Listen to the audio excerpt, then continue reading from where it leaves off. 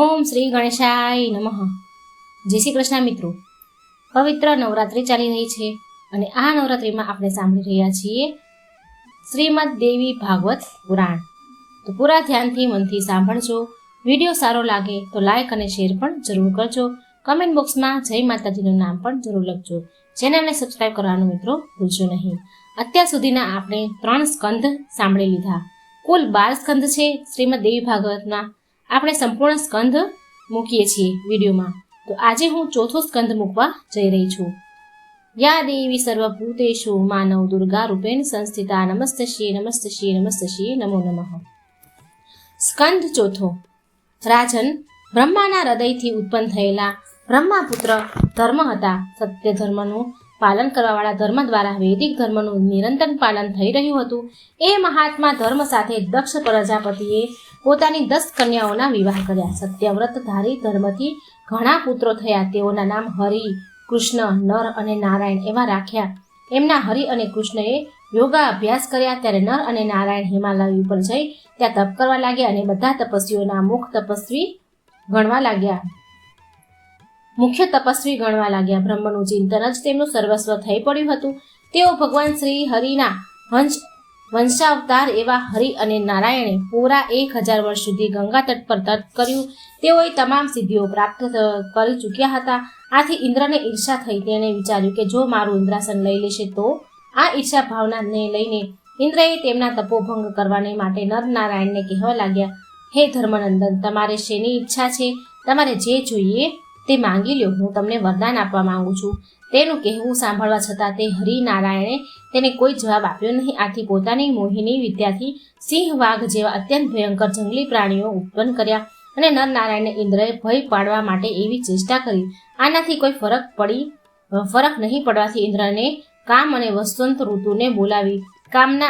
કામના આવ્યા પહેલા વસંત ઋતુ આવી ગઈ અને તેના આવવાથી ચારે તરફ લીલોતરી છવાઈ ગઈ.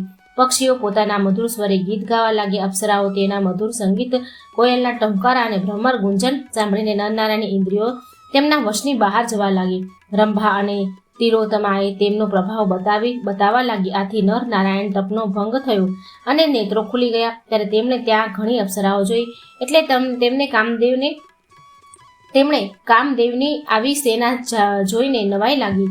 વ્યાસજી કહે છે, તે સમયે નારાયણે વિચાર્યું કે અમારા તપનો ભંગ કરનાર ઇન્દ્રએ આ સર્વને મોકલ્યા છે. એમ વિચારી અભિમાની ઇન્દ્રએ પોતાની તપસ્યાનો પ્રભાવ બતાવવા માટે પોતાની જાંઘ ઉપર થપાટ મારી અને તરત જ ત્યાં એક સંપૂર્ણ સૌંદર્યશાળી સુંદર કન્યા ઉત્પન્ન થઈ.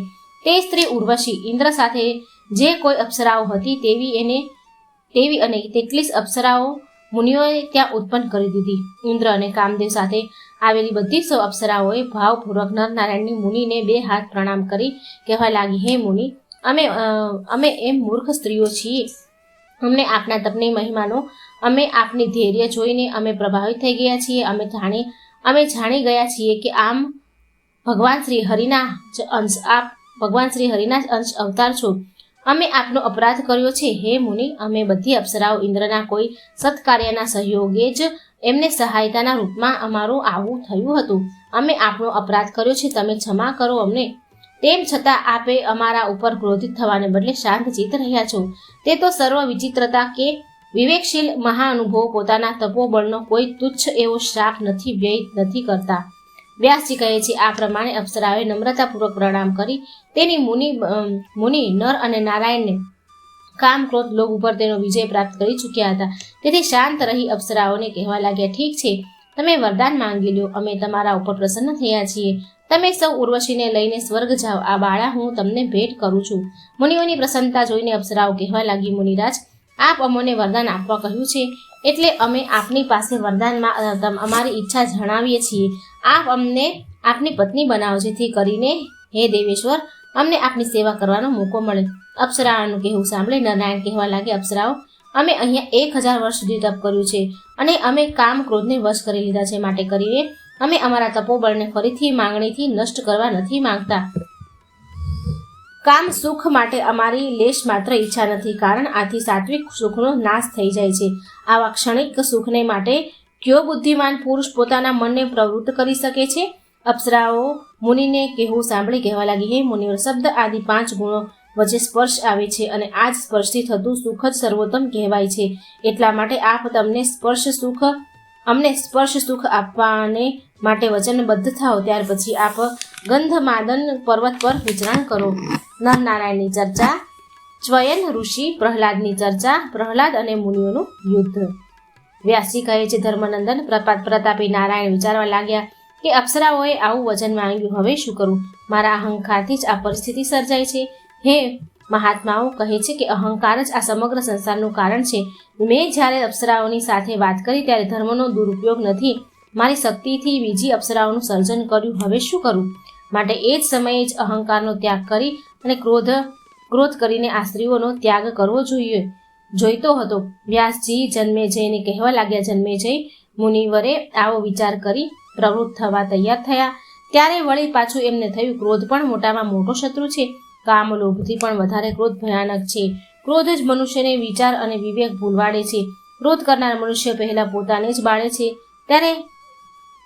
ત્યારે મહાત્મા નરનારાયણ કહે છે કે નારાયણ, આપ ક્રોધનો ત્યાગ કરો, કારણ પૂર્વ આપણે અહંકારને લીધે આપણું તપોબળ ખોઈ બેઠા હતા. કારણ કે ત્યારે જ અહંકાર અને ક્રોધ આ બંને આપણા જાગૃત થયા હતા અને તેથી જ મહાત્મા પ્રહલાદ સાથે આપણે યુદ્ધ કર્યું અને દેવોના 1000 વર્ષો સુધી આપણને દુઃખ પડ્યું. આટલા માટે આપ શાંત થઈ જાઓ, ક્રોધનો કૃપા કરીને ત્યાગ કરો. જન્મેજી વ્યાસજીને પૂછે છે કે મુનિ શ્રેષ્ઠ, જમીન ઉપર અને જોરું એટલે કે સ્ત્રી માટે જ આવા યુદ્ધ થાય છે એ આપ સારી રીતે જાણો છો. તેમ છતાં નરનારાયણ પ્રહલાદ સાથે યુદ્ધ શા માટે કર્યું? કારણ કે તેઓને તો કોઈ જાતની લાલચ હતી જ નહીં અને ભક્ત દાનવરાજ પ્રહલાદ પણ આ સમજતા હતા અને તેઓ પણ એ જાણતા હતા કે નરનારાયણ પરમ પુરુષ છે. તો પછી પ્રહલાદે શા માટે તેની સાથે યુદ્ધ કર્યું? સતયુગના સમયમાં પણ તેમના તપ જપ ક્યાં ગયા હતા? વ્યાસજી કહે છે, રાજન, હિરણ્યકશ્યપુનો ભગવાન શ્રી નરસિંહથી નાશ થયો. ત્યાર પછી ભક્ત પ્રહલાદ ગાદી પર આવ્યા. તમે જાણો છો કે પ્રહલાદ ભગવાન વિષ્ણુના ભક્ત હતા અને દેવ બ્રાહ્મણના સાચા ઉપાસક હતા. પૂર્વ સ્થવન ઋષિ સ્નાથરે નર્મદા નદીમાં સ્નાન કરવા ઉતર્યા ત્યારે એક નાગે તેમનો પકડી લીધો અને દંશ દીધો. એટલું જ નહીં, એ ઋષિને છેક પાતાળમાં લઈ ગયો. આવા ઋષિને ત્યારે પ્રભુ વિષ્ણુનું સ્મરણ કર્યું અને વિષ ઉતરી ગયું. નાગ આથી ગભરાયો. તેને થયું, આ ઋષિ મહાતપસ્વી છે અને તેઓને જો મારા ઉપર ક્રોધ ચડશે, મારા ઉપર તો શાપ આપશે, એટલે તે ત્યાંથી ભાગી ગયું. નાગ કન્યાઓ ઋષિની પૂજા કરી. ત્યાર પછી ઋષિ રસ્થવન નાગો અને દાનવોની વિશાળપુરીમાં ફરવા લાગ્યા. ત્યાં તેમને દાનવરાજ પ્રહલાદની મુલાકાત થઈ. મુનિને જોઈને પ્રહલાદે મુનિને પ્રણામ કર્યા અને પછી પૂછ્યું, પ્રભુ, આપ અહીં પાતાળમાં આપ મને સાચી વાત કહો, અહીં પાતાળમાં કેમ? આવન મુનિ પ્રહલાદના પૂછવાથી કહેવા લાગ્યા કે દાનવરાજ, હું સ્નાન કરવા નર્મદાના પવિત્ર જળમાં સ્નાન કરવા માટે ઉતર્યો હતો પાણીમાં. ત્યારે મને તમારા લોકના નાગે દંશ લીધો અને અહીં પાતાળમાં ખેંચી લાવ્યા અને પુણ્ય પ્રતાપે તમારા દર્શન થયા છે. વ્યાસજી કહે છે, મુનિ, આવનના બોલ સાંભળીને અને જ્ઞાની ઋષિ એવા સ્થાપન મુનિને પૂછ્યું, પ્રભુ, આ જગતમાં પરમ પાવન એવા તીર્થો કેટલા છે? તમે પ્રહલાદજીના પૂછવાથી મુનિ કહે કે રાજન, જે મનુષ્ય મન હૃદય પવિત્ર છે, જેનું વિચાર, વાણી અને વર્તન તથા ધર્મને આધીન છે, એવા મનુષ્ય પ્રથમ તો તીર્થ સમાન લેખવા જેવા છે. તેઓ જ્યાં પગલું મૂકે છે ત્યાં તીર્થ થાય છે. હે રાજ, તેમ છતાં હું તમને આ સમગ્ર જગતમાં તીર્થને કહી સંભળાવું છું. આ સમગ્ર જગતમાં તીર્થને કહી સંભળાવવા માટે સંભવ નથી, પરંતુ જેઓ અતિ ઉત્તમ એવા 3 તીર્થો તમને કહું. પ્રથમ નૈમિષારણ્ય સર્વશ્રેષ્ઠ છે. પુષ્કર અને ચક્ર તીર્થ એ પણ પવિત્ર તથા ઉત્તમ તીર્થ છે. વ્યાસજી કહે છે, પ્રહલાદજીએ પાવન મુનિ પાસેથી નૈમિષારણ્ય પવિત્ર તીર્થ છે એવું સાંભળીને તેઓ ત્યાં જવા પોતાના અંગત દૈત્યોને સાથે લઈને નૈમિષારણ્યમાં પહોંચ્યા. ત્યાં તેમણે સૌની સાથે આનંદથી પવિત્ર અને પુણ્ય ભાવે સ્નાન કર્યું. પછી સૌ તીર્થમાં વિચરણ કરવા લાગ્યા. ફરતા ફરતા તેઓને ધર્મનંદન એવા નર અને નારાયણ જોયા. બંને મુનિઓએ કાળા રંગના હરણનું કાળું ચામડું પોષક તરીકે પહેર્યું હતું. માથા ઉપર વાળની લાંબી જટા હતી. બંનેએ ધનુષ ધારણ કરેલા હતા. તે ઉત્તમ ધનુષ સાંગ અને અજીવ નામના પ્રસિદ્ધ ધનુષ હતા. સાથે 2 ભાથા હતા. તેમાં ઘણા તીર ઠસોઠસ ભરેલા હતા. આવા આ તપસ્વી ધનુષધારી મુનિઓને જોઈને પ્રહલાદને અત્યંત ક્રોધ આવ્યો અને મુનિઓને તુચ્છકાર વાણીથી કહેવા લાગ્યા, તમે બંને આ શું ઢોંગ કરો છો? આનાથી તો ધર્મ મૂળમાં મળી જાય છે. જે જગતમાં ક્યાંય એવું જોયું નથી કે તપસ્યા અને શસ્ત્રો સાથે કઈ ઋષિ તપ કરતો હોય. તમે માથે જટા છે, તપ પણ કરો છો અને સાથે સાથે આવા શસ્ત્રો પણ રાખો છો? તે તો નર્યું આડંબર જ કરો છો. તમે તો સમર્થ અને દિવ્ય પુરુષ છો. આવું ધર્માચરણ શોભા દેતું નથી. હે પ્રહલાદ, અમારા શસ્ત્રો અને અમારી તપસ્યા માટે તમે શા માટે ચિંતિત છો? અમે સમર્થ છીએ અને સમર્થ રહીશું, કારણ યુદ્ધ અને તપમાં અમારું સામર્થ્ય છે એ આખું જગત જાણે છે. ત્યારે પ્રહલાદ કહેવા લાગ્યા, જો એમ જ હોય તો તમે મારી સાથે યુદ્ધ કરીને તમે કેટલા સમર્થ છો તે સમરાગણમાં મને દેખાડી આપો. વ્યાસજી કહે છે, પ્રહલાદની વાત સાંભળી મુનિવર નર કહે છે, ઠીક, તમારી જેવી મરજી, તો આજે મારી સાથે યુદ્ધ કરો. આવા મહાભાગ મુનિવરના વચન સાંભળી વ્યાસજી કહે છે, વ્યાસજી પ્રહલાદ ક્રોધેથી તમતમી ગયા. પ્રહલાદ પણ મહાન બળવાન અને યુદ્ધમાં નિપુણ હતા, એટલે તેઓએ પ્રતિજ્ઞા કરી કે ગમે તે કારણે હું આ બંને તપસ્વીઓને ચોક્કસ પરાજિત કરીશ. અને પછી તો નર નારાયણ અને પ્રહલાદજી વચ્ચે મહાભયાનક યુદ્ધ થયું. પરંતુ પ્રહલાદ બંને સામસામે બંનેની સામસામે જીત થતી નથી. 1000 વર્ષ દેવતાઓના સુધી યુદ્ધ કર્યું, પરંતુ પરિણામ શૂન્ય. ત્યારે પ્રહલાદજી વિચારવા લાગ્યા. ત્યાં તો ભગવાન વિષ્ણુ પ્રગટ થયા અને વિષ્ણુ ભક્ત પ્રહલાદે ભગવાનની પૂજા પ્રણામ કર્યા અને બોલ્યા, હે માધવ, આ બંને તપસ્વીઓ સાથે દેવોના 1000 વર્ષ સુધી યુદ્ધ કરી રહ્યા છે, છતાં મારો વિજય કેમ નથી થતો? વિષ્ણુ ભગવાન કહે છે, હે આર્ય, આ બંને સિદ્ધ પુરુષો છે અને તેઓ મારા જ અંશ છે, એટલે તેમને તમે કેવી રીતે જીતી શકો? માટે કરીને તમે યુદ્ધ બંધ કરી તમારા પાતાળ લોકમાં ચાલ્યા જાઓ અને મારી અવિચલ ભક્તિમાં લાગી જાઓ. ભગવાનની વિષ્ણુની આજ્ઞા લઈને વ્યાસજી કહે છે, દૈત્યરાજ પ્રહલાદ પોતાના લોક ચાલ્યા ગયા. ત્યાર પછી ઋષિઓ નર નારાયણ ફરી પોતાના તપનો શુભારંભ કર્યો. દેવ દાનવ યુદ્ધ શુક્રાચાર્યની માતાનો ભગવાન દ્વારા વધ. આપે કહ્યું મુજબ નર અને નારાયણ પ્રહલાદ સાથે યુદ્ધ કેમ કર્યું? નર અને નારાયણ પ્રભુ વિષ્ણુના અંશ અવતાર હતા. જન્મેજય વ્યાસજીને પૂછે છે, તો પછી હે મુનિવર, નારાયણમાં પૂર્ણ તપોનિષ્ઠ હતા. તેઓ તપને જ પોતાનું કર્તવ્ય સમજતા હતા, એટલે મારા મનમાં સંશયને દૂર કરું. જન્મેજયનું કહેવું સાંભળી વ્યાસજી કહેવા લાગ્યા, ભૃગુ ઋષિના પુત્ર થયા અને કશ્યપજીનો પુત્ર હિરણ્યકશ્યપ થયા. હિરણ્યકશ્યપનો પુત્ર પ્રહલાદ થયા. એ તો હવે તમને ખબર છે. આ દૈત્ય વંશના દૈત્યોને જ્યારે પણ દેવો સાથે યુદ્ધ થાય ત્યારે સમગ્ર સંસારમાં હાહાકાર મચી જતો હતો. તે દેવોથી લઈને પ્રાણી માત્રમાં ખળભળાટ મચી જતી હતી. એવો જ દેવો દાનવો વચ્ચેના યુદ્ધમાં હિરણ્યકશ્યપનું ભગવાન નરસિંહજીના હાથે મૃત્યુ થયું હતું. ત્યાર પછી પ્રહલાદ રાજા તથા તેની સાથે ઇન્દ્રનું ભયાનક યુદ્ધ થયું. એ યુદ્ધમાં પ્રહલાદની હાર થઈ, એટલે તેમણે બલિને રાજગાદી સોંપી. પોતે ગંધમાદન ઉપર તપ કરવા ચાલ્યા ગયા. બલિ રાજા અને ઇન્દ્ર વચ્ચેના યુદ્ધ દરમિયાન ભગવાન વિષ્ણુએ ઇન્દ્રને સહાય કરી અને દૈત્યોને તેમના રાજ્યથી ભ્રષ્ટ કરી હરાવ્યા. ત્યારે દૈત્ય શુક્રાચાર્યને શરણે ગયા અને કહેવા લાગે, હે બ્રહ્મદેવ, આપ તો સામર્થ્યવાન છો, આપની શક્તિ અપાર છે, તેમ છતાં આપ અમને સહાય કેમ કરતા નથી? હે મુનિ, આપ જો અમને સહાય નહીં કરો તો અમારી દૈત્ય સૃષ્ટિ જ નાશ પામશે, અથવા તો અમારે સૌના પાછળ પાતાળમાં વિવશ થઈને જવું પડશે, જતા રહેવું પડશે. વ્યાસજી કહે છે, શુક્રાચાર્ય દયાળુ હતા, તેથી કહેવા લાગ્યા, દૈત્યો તમે ભય પામશો નહીં. હું મારી શક્તિથી તમારા સૌનું રહેવાનું અહીંયા પ્રબંધ કરું છું. તમે નિરાશ ન થાવ, ચિંતા મુક્ત થઈ જાઓ. હું મંત્ર પ્રાપ્ત કરવા માટે ભગવાન શંકર પાસે જાઉં છું અને મંત્ર લઈને જરૂરથી પાછો આવું છું. ત્યાં સુધી તમે ધીરજ ધરી તપસ્વીઓના સ્વાંગ ધરી તપ કરો. શુક્રાચાર્યની આજ્ઞાથી તેઓ તેમના આશ્રમમાં રહેવા લાગ્યા. આ બાજુ શુક્રાચાર્ય કૈલાસ ઉપર આવ્યા. ભગવાન શંકરની સ્તુતિ પ્રાર્થના કરી. ભગવાન શંકરે અતિ કઠિન એવું તપ કરવાની આજ્ઞા આપી. શુક્રાચાર્યએ શંકર ભગવાનનો આદેશ મુજબ પૂરા 1000 વર્ષ માત્ર ધાન્યના ફોતરાનો ધુમાડો કરી અને તેને પીને તપ કરવા લાગ્યા. વ્યાસ ભગવાન કહે છે, આ બાજુ સમાચાર દેવો સુધી પહોંચી ગયા. દેવતાઓને થયું, જો શુક્રાચાર્ય મંત્ર પ્રાપ્ત કરીને આવી જશે તો દૈત્યોને યુદ્ધમાં જીતવા એ કઠિન થઈ જશે. આમ ઇન્દ્ર સાથે તેઓ દૈત્યોને હણવા આવી પહોંચ્યા. આથી દૈત્યો બહુ ગભરાયા અને શુક્રાચાર્યની માતાના શરણે ગયા. દૈત્યોને આમ ભયભીત દુઃખી થતા જોઈને તેમને શુક્રાચાર્યની માતાએ કહ્યું, ભયનો ત્યાગ કરી અહીંયા રહો, ભય તમારી નજીક નહીં આવે. ત્યાં તો દેવો દૈત્યોના પગલે પગલું દબાવીને આશ્રમે આવી પહોંચ્યા અને દૈત્યોને મારવા લાગ્યા. આથી શુક્રાચાર્યની માતા દૈત્યો ઉપર માર પડવાથી દયા આવી. તેઓએ ઇન્દ્ર સહિત તમામ દેવતાઓને નિંદ્રાથી પ્રભાવિત થઈ જાય એવી માયા રચી અને નિંદ્રાથી ઘેરાઈ ગયા. આથી તેઓની શક્તિ ક્ષીણ થઈ ગઈ. એ જ સમયે ભગવાન વિષ્ણુ કહેવા લાગ્યા, દેવેશ્વર, તમામ દેવતા સાથે તમે મારી શરણમાં આવો. ભગવાનના કહેવાથી ઇન્દ્ર સહિત તમામ દેવો વિષ્ણુ ભગવાન પાસે પહોંચી ગયા. તેમની શરણ ગયા પછી બધા દેવોનો ભય દૂર થયો તથા નિંદ્રા પણ તેમનો પ્રભાવ બતાવી શકી નહીં. આ જાણીને ગુરુમાતાને અત્યંત ક્રોધ આવ્યો અને બોલ્યા, ઇન્દ્ર, મારા તપના પ્રભાવે હું વિષ્ણુ સહિત તમને બધાને ગળી જઈશ. વ્યાસજી કહેવા લાગ્યા, શુક્રાચાર્યની માતા યોગા વિદ્યાના જાણનારા હતા અને તેમણે પોતાના શક્તિને કામે લગાડી. આથી વિષ્ણુ ભગવાન સહિત બધા દેવતાઓની શક્તિ ક્ષીણ થઈ ગઈ. ત્યારે ભગવાને તેનું મસ્તક સુદર્શન વડે છેદી નાખ્યું. આ જોઈને ઇન્દ્ર સહિત બધા દેવતાઓ આનંદ પામ્યા અને ભગવાન વિષ્ણુનો જય જયકાર કરવા લાગ્યા. ભગવાન વિષ્ણુને ભૃગુ ઋષિએ શ્રાપ આપ્યો. ભૃગુ પત્ની પુનઃ જીવિત બૃહસ્પતિ શુક્રાચાર્ય બન્યા. વ્યાસજી કહે છે કે દારૂણ હત્યાથી ભૃગુ ઋષિને અત્યંત ક્રોધ ચડ્યો. શરીર ધ્રુજવા લાગ્યું.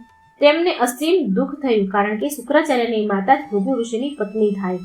પોતાની સ્ત્રીની હત્યા કરનાર વિષ્ણુને તેઓ શાપ દઈ બેઠા. હે વિષ્ણુ, તમે અત્યંત બુદ્ધિમાન છો. ત્રણેય લોકમાં તમારી બુદ્ધિની કામના પણ થઈ શકે તેમ નથી. એ વાત પણ નક્કી છે. તમે સત્વગુણી છો, બ્રહ્મા રજોગુણી છે અને શિવજી તમોગુણી છે. ત્યારે તમે સત્વગુણી તામસી કેમ થઈ ગયા?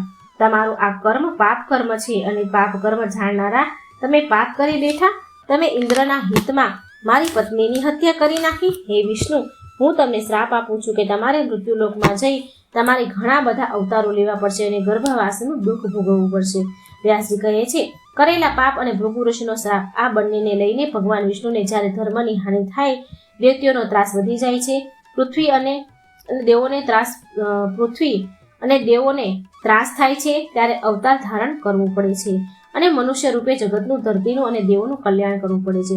જન્મેજય પૂછે છે, હે બ્રાહ્મણ, મહાત્મા ભૃગુ તો તમામ વિદ્યાઓના જાણનારા હતા. તેમ છતાં તેમને ધ્યાનમાં આવ્યું નહીં અને તેમની પત્નીનું મૃત્યુ થયું, પરંતુ ત્યાર પછી તેમના ગૃહસ્થ જીવનનું નિર્માણ કેવી રીતે થયું? વ્યાસજી કહે છે, રાજન, તમે જાણો છો કે ભૃગુ ઋષિ બધી વિદ્યાઓના જાણનાર હતા. તેથી તેમણે પોતાના તપોબળથી પ્રાપ્ત કરેલી મંત્ર શક્તિથી ભગવાનને શ્રાપ આપ્યો.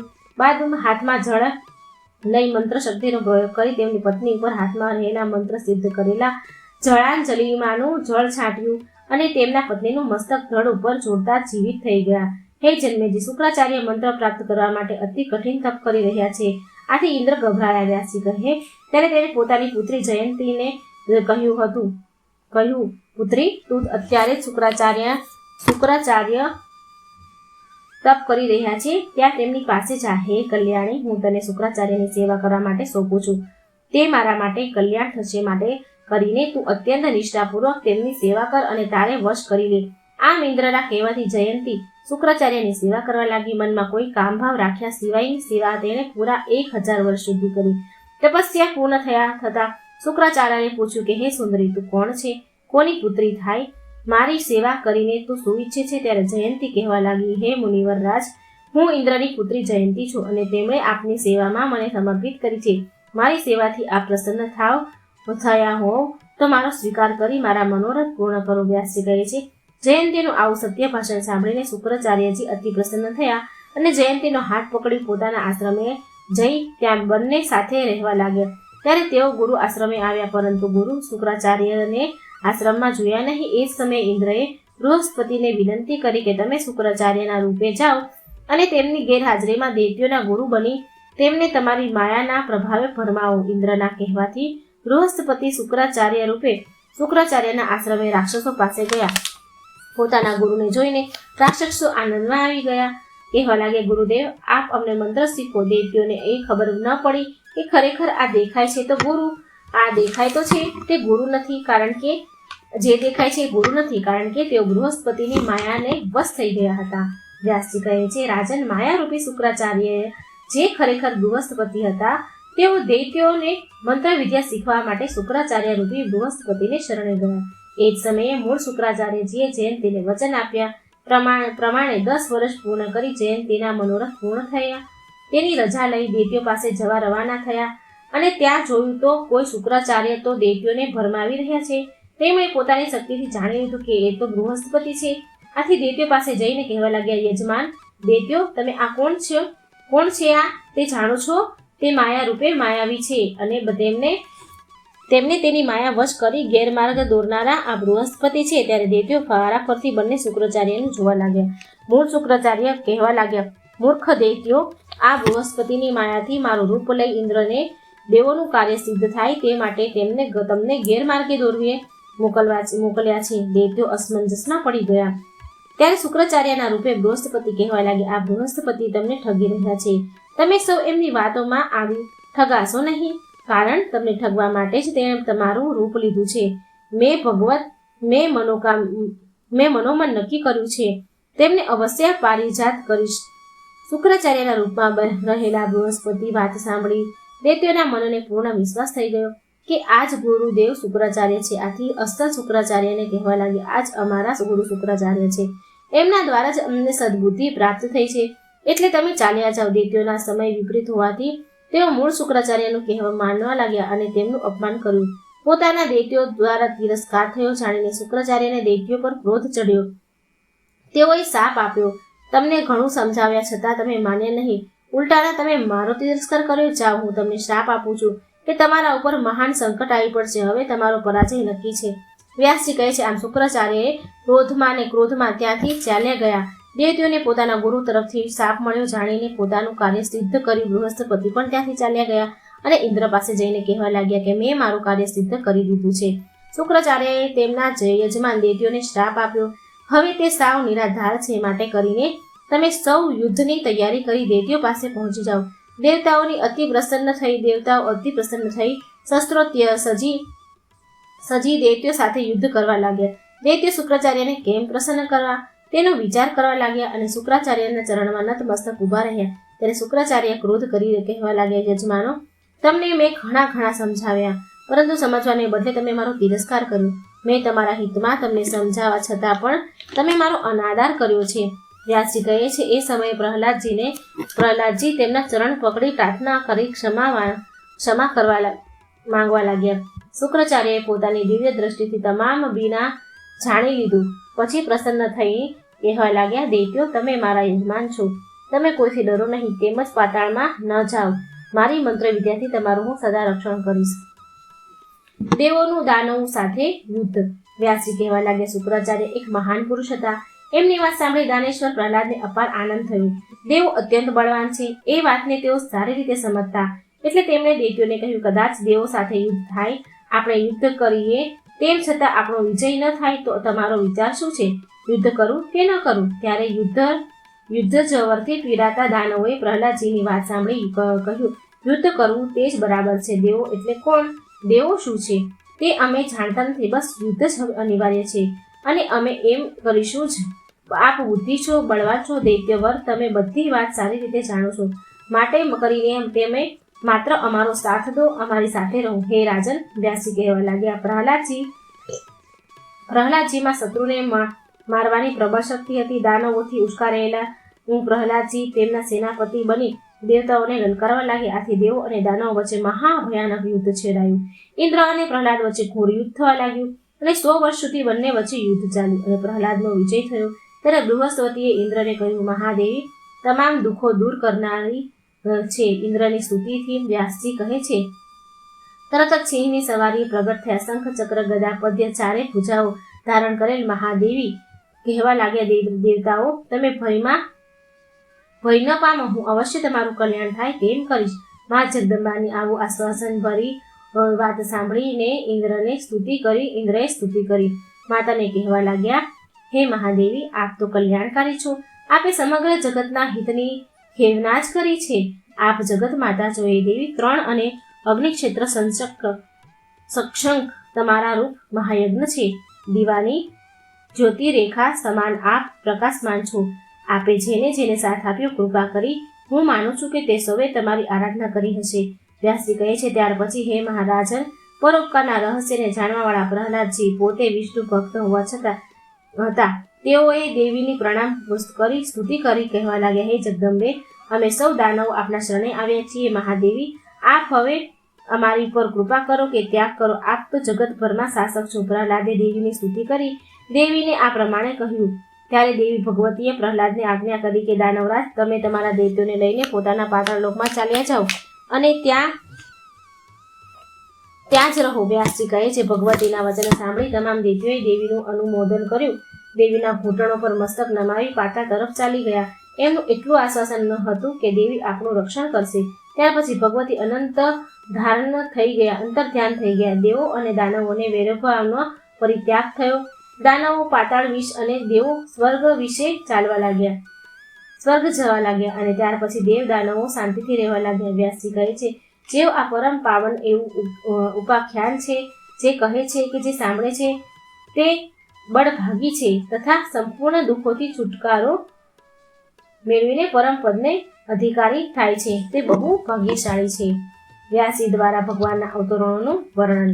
અપ્સરાઓનું પૂર્વ વૃત્તાંત. જન્મેજયે વ્યાસજીને પૂછ્યું, મુનિવર, ભગવાન વિષ્ણુના બધા જ કાર્ય કર્મ અદ્ભુત છે. હે પ્રભુ, ભૃગુ ઋષિના શાપને શ્રી હરિએ સત્ય ઠેરાવવા માટે તેઓ અવતાર લીધો, અને એ કયા મન્વંતરમાં એમનું પ્રાગટ્ય થયું? આપ મને શ્રી હરિની પાપનાશીની અવતાર લીલાનું વિસ્તારપૂર્વક વર્ણન કરી સંભળાવવાની કૃપા કરો. જન્મેજયના પૂછવા પર વ્યાસજી કહેવા લાગ્યા, હે રાજન, જે મન્વંતર એટલે કે યુગમાં ભગવાનના જે અવતારો થયા તે હું તમને કહું છું, સાંભળો. આક્ષુરી મન્વંતરમાં શ્રી હરિનો ધર્માવતાર થયો હતો. એ સમયે ધર્મ નામના બ્રાહ્મણ પુત્ર નર અને નારાયણ નામથી પ્રખ્યાત થયા. આ વૈવત્સ મન્વંતરમાં બીજી ચતુર્ષીમાં અત્રિ પુત્ર બની ભગવાન શ્રી હરિના દત્તાત્રેય અવતાર થયો હતો. અત્રિજીની પત્ની અનસુયાજીને બ્રહ્મા, વિષ્ણુ અને મહાદેવ આ ત્રણ મૂળ દેવો પોતાના પુત્ર બને એવું વરદાન માંગ્યું. એટલે એ વરદાનને સત્ય કરવા માટે તેઓ અનસુયા પુત્ર રૂપે પ્રગટ થયા. ભગવાન નરસિંહ અવતાર થયા.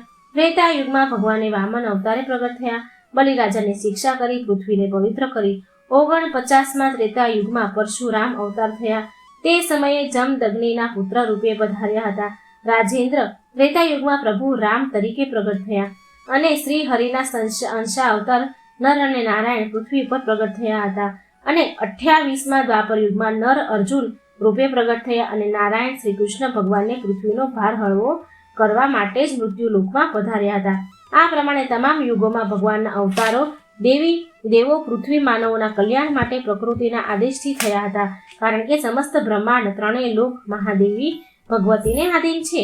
વ્યાસજીએ અવતારોનું વર્ણન કહી સંભળાવ્યું. ત્યારે જન્મેજય કહે છે, મુનિરાજ, અગાઉ તમે કહ્યું હતું કે નારાયણ ભગવાનના આશ્રમે જે અપ્સરાઓ આવી હતી તેઓએ નારાયણ પાસે માંગ્યું હતું કે આપ અમારા પતિ થાવ.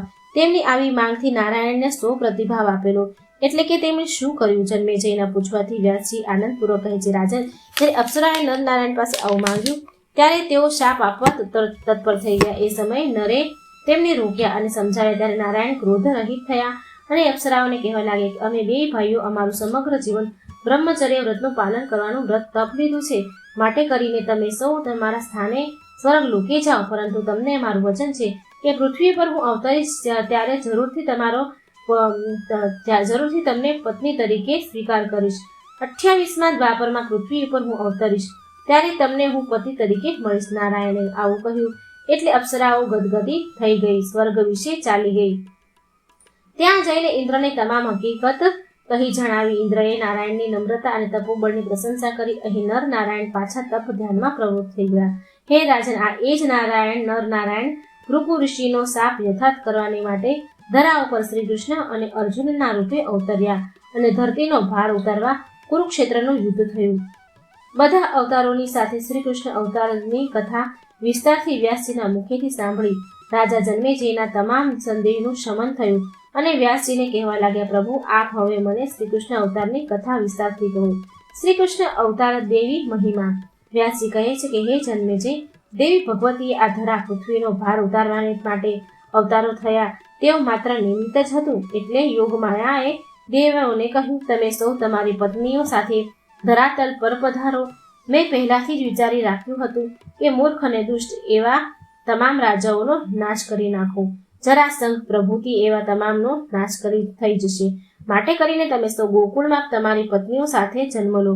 હું અવતાર લઉં તેના પૂર્વ કશ્યપનું પોતાની પત્ની સાથે યદુકુળમાં વસુદેવના નામે તથા દેવકીના પુત્ર દેવકી સામે પ્રખ્યાત થાય, તથા શ્રી હરિ વિષ્ણુ પણ પોતાને ભૃગુ ઋષિના શ્રાપને